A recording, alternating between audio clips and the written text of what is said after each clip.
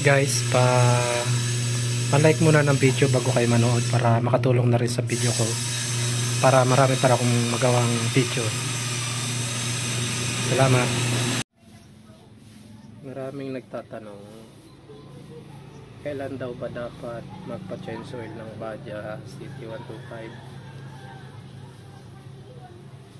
Ang inaano kasi nung iba kada ano daw, tatlong buwan, 2 buwan. Ay paano pala ito, halimbawa nakakatakbo siya sa isang buwan ng mga 10,000, sabihin natin mga 3,000, mga 5,000. Mali yun na mag-aano ka sa kung sa buwan ka asa, dapat doon ka titingin sa natakbo mo do sa odometer, andun naka-record yun. Kaya dito sa manual ang nakalagay dyan, ito yan ang nakalagay dyan,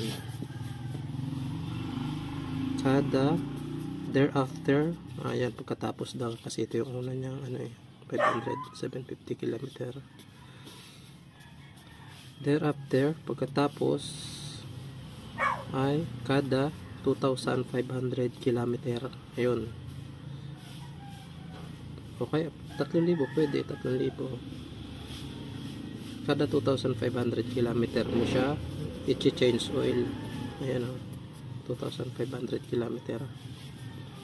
Huwag ka nga asa sa kung ilang buwan lang, kung kada buwan ka mag-change oil.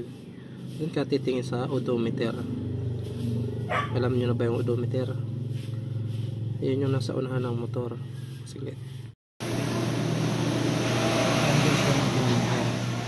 11,405. So, ibig sabihin, kung 11,405, tsaka yung sinabi doon na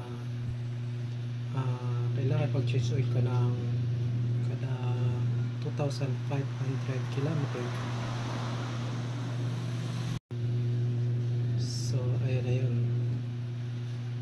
11,405 km plus 2,500 km. 11,405 plus 2,500, ang magiging suma niyan ay 13,905. So, pag naging 13,405 yung odometer niya,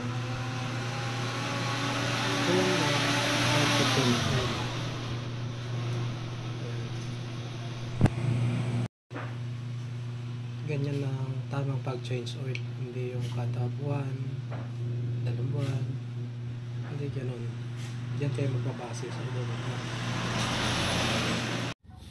At dito naman sa recommended quantity, ibig sabihin yung dami recommended. Pag nag-drain ka daw, drain and refill. Pag drain lang, 900 ml. Pagka galing sa overhaul, o kaya in-overhaul mo yung motor mo, yung Baja, 110 ml. Yun. At ang rekomendado na langis ay sa 820 W50 of API SL Jasuma grade.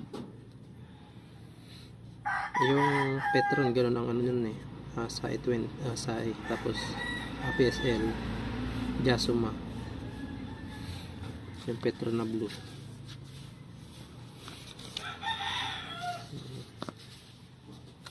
Sambay lang is.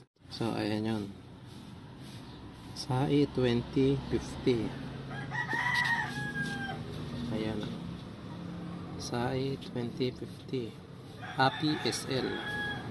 Ayan, API SL Jasuma.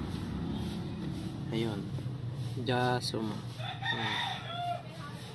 Jasuma. Ayan, kaya ayan ang para sa dyan sa Baja. Ayan ang sinasabing recommended, inire-recommenda, pinapayagan.